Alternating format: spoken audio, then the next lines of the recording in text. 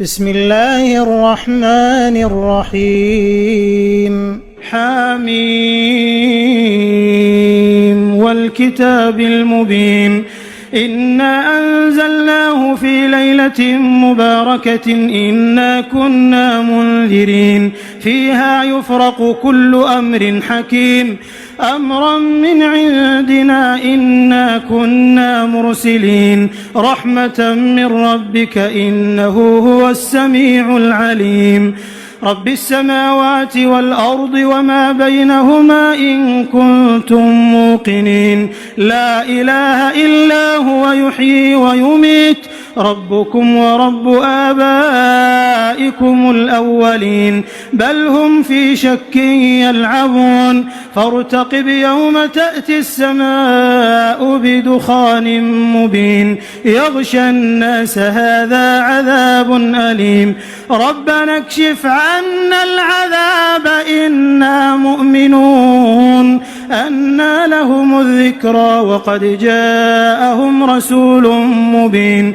ثم تولوا عنه وقالوا معلم مجنون إنا كاشف العذاب قليلا إنكم عائدون يوم نبطش البطشة الكبرى إنا منتقمون ولقد فتنا قبلهم قوم فرعون وجاءهم رسول كريم أن أدوا إلي عباد الله إني لكم رسول أمين وأن لا تعلوا على الله إني آتيكم بسلطان مبين وإني عذت بربي وربكم أن ترجمون وإن لم تؤمنوا لي فاعتزلون فدعا ربه أن هؤلاء قوم مجرمون فأسر بعبادي ليلا إنكم متبعون واترك البحر رهوا إنهم جند مغرقون كم تركوا من جنات وعيون وزروع ومقام كريم ونعمة كانوا فيها فاكهين كذلك وأورثناها قوما آخرين فما بكت عليهم السماء والأرض وما كانوا منظرين ولقد نجينا بني إسرائيل من العذاب المهين من فرعون إنه كان عاليا من المسرفين ولقد اخترناهم على علم على العالمين وآتيناهم من الآيات ما فيه بلاء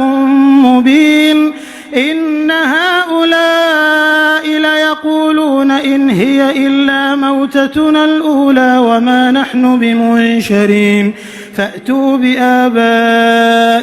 إن كنتم صادقين أهم خير أم قوم تبع والذين من قبلهم أهلكناهم إنهم كانوا مجرمين وما خلقنا السماوات والأرض وما بينهما لاعبين ما خلقناهما إلا بالحق ولكن أكثرهم لا يعلمون إن يوم الفصل ميقاتهم أجمعين يوم لا يغني مولى عن مولى شيئا ولا هم ينصرون إلا من رحم الله إنه هو العزيز الرحيم إن شجرة الزقوم طعام الأثيم كالمهل يغلي في البطون كغلي الحميم خذوه فاعتلوه إلى سواء الجحيم ثم صبوا فوق رأسه من عذاب الحميم